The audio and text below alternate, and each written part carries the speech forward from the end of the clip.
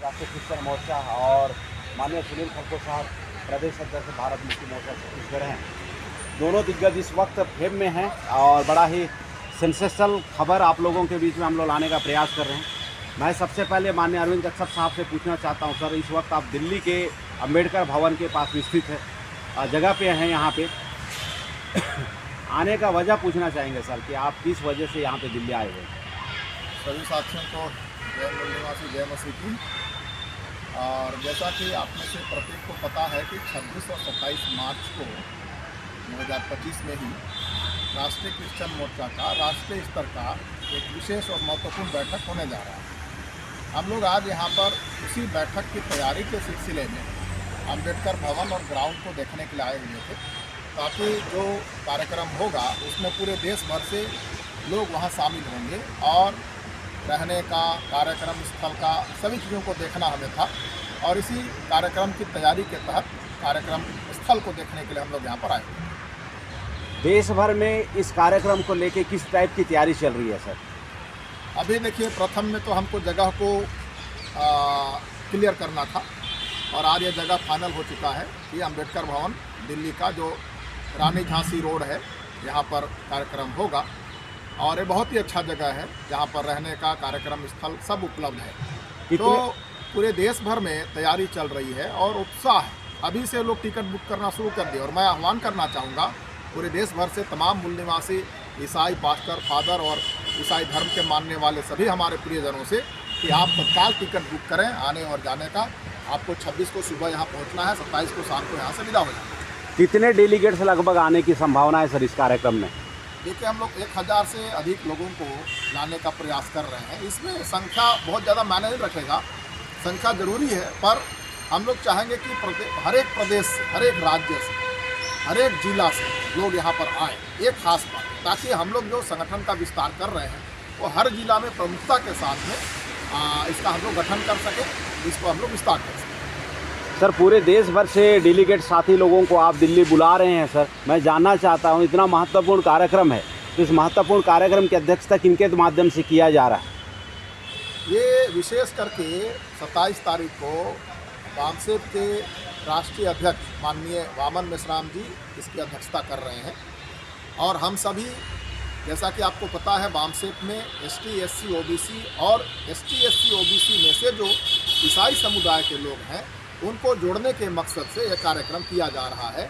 और माननीय वामन मेश्राम जी के द्वारा जो विंग बनाया गया है, वामसेप का ही, भारत मुक्ति मोर्चा का ही विंग है ये राष्ट्रीय क्रिश्चियन मोर्चा, तो निश्चित तौर पर अध्यक्षता भी माननीय वामन मेश्राम जी ही करेंगे और हम सभी इस कार्यक्रम को बढ़ चढ़ करके तैयारी में लगेंगे। देश भर के जो लोग हैं जो खासकर ईसाई धर्म को मानते हैं, वे इस कार्यक्रम को लेके किस तरह का रिस्पॉन्स कर रहे हैं सर? किस तरह का माहौल है, हम जानना चाहेंगे आपके माध्यम से।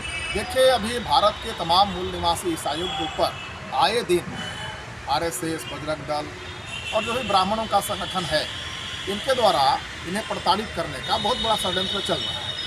और आए दिन हर जगह कहीं ना कहीं हमारे लोगों के साथ में वे दुर्व्यवहार करते हैं, उनको जलील करते हैं। तो ये भारी उत्साह है कि मूल निवासी संगठन वामसेप भारत मुक्ति मोर्चा के द्वारा राष्ट्रीय क्रिश्चियन मोर्चा की विंग बनाया गया है और एक काफ़ी उत्साहजनक है। और लोगों में उत्साह देखा जा रहा है कि लोग ST, SC, OBC और माइनॉरिटी अब एक जगह पर इकट्ठा होने के लिए बहुत उतारू हैं, बहुत उत्सुक हैं। यानी कि ऐसा बोला जा सकता है कि अब ईसाई लोग फिजूल की लड़ाई ना लड़के मुख्य धारा की लड़ाई को अग्रसर हो चुके हैं। देखिए, अलग थलग रह करके हम लोगों ने लड़ाई लड़ी और लड़ रहे हैं, इसका परिणाम क्या आया? कुछ भी नहीं। तो अब हमको परिणाम लाना है और परिणाम लाने वाला कार्यक्रम करना है, ताकि हम देश में सम्मान के साथ, इज्जत के साथ रह सकें और ये जो जलील करने वाले लोग हैं उनको नंगा किया जा सके। जी जी जी, आप देख रहे थे इस वक्त माननीय अरविंद कच्छप साहब को, और अरविंद कच्छप साहब जाने जाते हैं अपने बेबाक वक्तव्य के लिए और अपने ज़बरदस्त उद्बोधन के लिए सर। और पूरे भारत देश में इनका जो नेतृत्व है बहुत ही ज़बरदस्त तरीके से चल रहा है, अभी वीडियो में आपको देखने को मिल ही रहा है। सर, मेरा एक सवाल ये था कि जैसे संविधान में मौलिक अधिकार में निहित की गई है, आर्टिकल 25 से लेकर 29 के बीच में धार्मिक स्वतंत्रता की जो बातें वहाँ पर लिखी हुई है, और आज मसीहों पर, ईसाइयों पर जिस प्रकार के अन्याय अत्याचार किया जा रहा है, इस पर आप क्या कहना चाहेंगे? देखिए, संविधान में तो भारत के लोगों को इतने अधिकार दिए गए हैं, अगर लागू हो जाए तो भारत के लोग हर क्षेत्र में संपन्न हो जाए। आदिवासियों के लिए 5वीं अनुसूची 6वीं अनुसूची है, कब लागू हुआ? ये भी लागू नहीं हुआ। कारण ये है कि हम सब अलग अलग हैं और अलग अलग करने के लिए भी षड्यंत्र किया जा रहा है। इस बात को भी हमारे लोगों को समझना चाहिए। धर्म के नाम पर हमारे लोगों को बांट करके जो स्वतंत्रता का ही नहीं, बहुत सारे अधिकार जो हमको दिए गए हैं संविधान में, वो लागू ही नहीं हो रहा है। संविधान तो मिला है पर लागू नहीं हो रहा है। तो हम में से हर एक को इस बात को समझना चाहिए, सिर्फ धार्मिक मामले ही नहीं है। यहाँ पर वास्तव में हम सब के मूल निवासियों के अधिकार हैं। ये धर्म की आड़ में हमारे अधिकार को छीनने का कार्यक्रम चलाया जा रहा है और इस बात को ST SC OBC को समझने की जरूरत है। जितना जल्दी हम समझ जाएं इनके खेल को, इनके षड्यंत्र को, हम अपने अधिकार को बचा लेंगे और अधिकार को लागू भी कर लेंगे। क्योंकि धर्म एक आड़ है, धर्म की आड़ में हमारे हक अधिकार खत्म किए जा रहे हैं। इस बात को हमको समझना चाहिए। जी, इस वक्त हमारे बीच में और एक साथी हैं, माननीय सुनील कुमार खलखो जी, प्रदेश अध्यक्ष भारत मुक्ति मोर्चा छत्तीसगढ़। हम लोग इनसे कुछ चीज़ों को जानना चाहेंगे।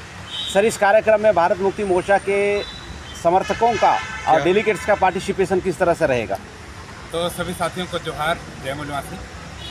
साथियों, राष्ट्रीय क्रिश्चियन मोर्चा का 25 और 26 मार्च 2025 को दिल्ली में कार्यक्रम हो रहा है और पूरे देश में जो लोग भारत मुक्ति मोर्चा के कार्यकर्ता और पदाधिकारी के रूप में काम कर रहे हैं, ये सभी साथी लोग इस कार्यक्रम को सफल बनाने के लिए पुरजोर कोशिश करेंगे और यहाँ पर अधिक से अधिक डेलीगेट्स को लाने के लिए उन लोग तैयारी कर रहे हैं।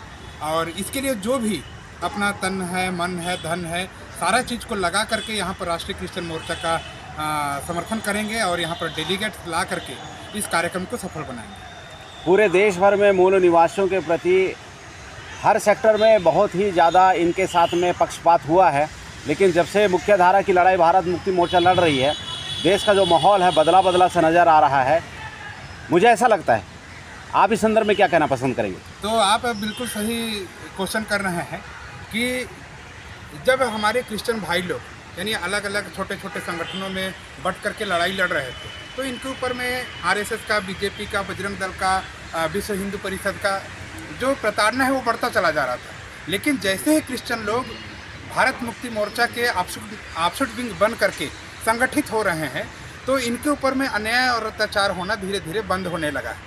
और इसका जो इफेक्ट है आप लोग देखे होंगे 30 तारीख को जब राष्ट्रीय क्रिश्चियन मोर्चा के माध्यम से पूरे देश भर में ज्ञापन दिया गया, तो पूरे देश में ये माहौल खड़ा हो गया कि अब क्रिश्चियन लोग इकट्ठे आ रहे हैं और ये भारत मुक्ति मोर्चा के नेतृत्व में आ रहे हैं या उनके संपर्क में आ रहे हैं, तो इनके ऊपर में अन्याय और अत्याचार होना धीरे धीरे लगभग बंद हो रहा है। यानी कि आप ये कहना चाहते हैं कि अब ईसाई अपने चिन्हांकित और निर्धारित दुश्मन से लड़ाई लड़ने जा रहा है? जी बिल्कुल। ये हमारे देश में यानी ब्राह्मणों को, जैसे कि वामन विश्राम साहब लगातार हम लोगों को बता रहे हैं कि ब्राह्मण का जो DNA है वो यूरेशियाई है, यानी वो लोग विदेशी हैं, DNA के आधार पर विदेशी हैं, ऐसा वामन विश्राम का कहना है। तो पूरे देश के लोग अब धीरे धीरे समझ रहे हैं SC ST OBC का जो DNA है उसका नाम है L3MN और ब्राह्मणों का जो DNA है वो यानी R1A1 है। इसका मतलब क्या है, उनका DNA और यहाँ के जो मूल निवासी उनका DNA मैच नहीं होता है, इसलिए यहाँ पर मूल निवासी वर्सेस विदेशी का जो लड़ाई है वो पूरे देश भर में चल रहा है। जी। तो सर, जैसे कि आपने बोला कि मूल निवासी वर्सेस विदेशी DNA की लड़ाई चल रहा है, तो ये सिर्फ धार्मिक लड़ाई का